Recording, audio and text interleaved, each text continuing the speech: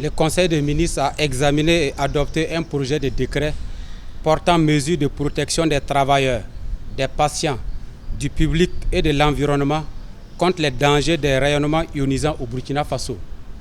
Son adoption consacre la relecture du décret 2019-0783 du 18 juillet 2019 qui portait sur les principes généraux de protection. Aussi, l'adoption de ce décret améliore l'environnement des procédures pour la production de l'énergie nucléaire. Vous ne vous en doutez pas, notre pays s'est engagé dans la production de l'énergie nucléaire et a des prescriptions à respecter. L'adoption de ce décret-là nous permet de respecter certains critères. C'est la mise en œuvre également des articles 49 et 54 de la loi 032-2012 portant sûreté, sécurité nucléaire et garantie.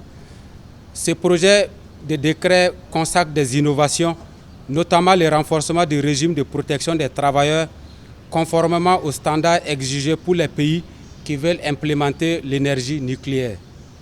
Également la mise en place du registre national des doses des travailleurs. Il faut dire que pour les travailleurs, dans un système où il y a les rayonnements ionisants, il y a ce que nous appelons les dosimètres.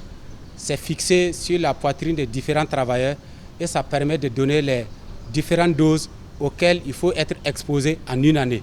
Quand la dose est dépassée, vous devez changer de poste de travail. Également, on a une meilleure distinction des zones de travail et l'organisation de la protection de ces lieux. Il y a aussi la prise en compte de la responsabilité des travailleurs. Parce qu'avant, on mettait l'accent uniquement sur l'employeur. Maintenant, le travailleur, sa responsabilité est mise en avant. Parce que le dosimètre est sur le travailleur, donc c'est de sa responsabilité pour le porter et vérifier les éléments d'indicateurs qui y sont mentionnés.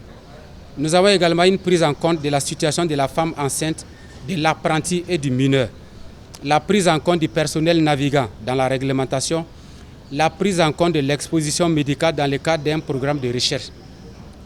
Également dans les unités médicales où nous avons les questions de rayonnement ionisant, il est exigé la présence d'un médecin spécialiste en physique nucléaire.